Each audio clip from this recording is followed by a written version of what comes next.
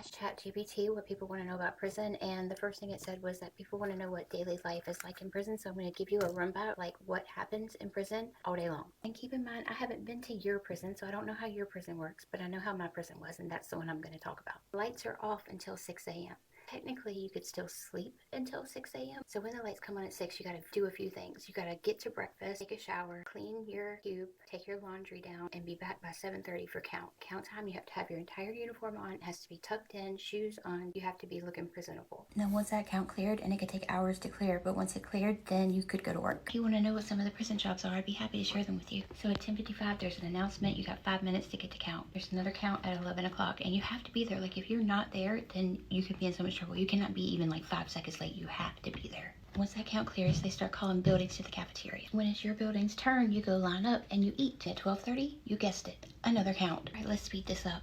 Now, after 4:30 count cleared, that's when we were allowed to go to the yard. Buildings were still being called to the cafeteria, like for dinner, but you didn't have to go. You go to the yard, you get exercise, talk to your friends, whatever you had to do. At 6:30, there was another count. Now, in the summertime, we would get to go back out to the yard. In the wintertime, if it was dark, we had to come back in for good. At 9 o'clock, it was the most important count. It was the standing roll call count. And you had to stand there and like hold your ID and say your first and last name and your inmate ID number. 2 officers came by.